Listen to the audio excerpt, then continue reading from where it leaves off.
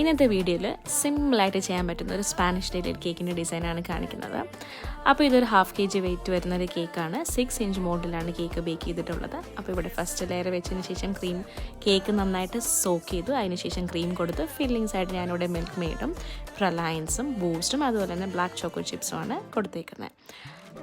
ബാക്കിയുള്ള ലേയേഴ്സും ഇതുപോലെ ചെയ്തെടുത്തതിന് ശേഷം കേക്കിനൊരു ക്രം കോട്ട് കൊടുത്തു. അതിനുശേഷം ഫ്രിഡ്ജിൽ വെച്ച് നന്നായിട്ട് സെറ്റ് ചെയ്തെടുത്തു.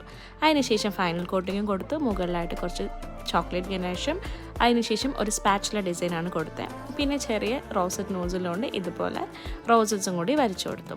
അപ്പോഴത്തേക്ക് കേക്കിൻ്റെ പരിപാടി തീർന്നു. വളരെ സിമ്പിളായിട്ട് ചെയ്യാൻ പറ്റുന്ന ഒരു കേക്ക് ഡിസൈനാണിത്. ഇത് പ്രത്യേകിച്ച് ഒരു ഒക്കേഷന് വേണ്ടിയിട്ടൊന്നും അല്ലായിരുന്നു. എൻ്റെ ഒരു ഫ്രണ്ടിന് വെറുതെ കഴിക്കാൻ വേണ്ടിയിട്ടുള്ളൊരു കേക്കായിരുന്നു. അത് കാരണമാണ് ഇത്ര സിമ്പിളായിട്ട് ചെയ്തത്. അപ്പോൾ കേക്ക് ഇഷ്ടമായെങ്കിൽ തീർച്ചയായിട്ടും ലൈക്ക് ചെയ്യുക. അതോടൊപ്പം തന്നെ വേറൊരു വീഡിയോയിൽ കാണാം. ബൈ.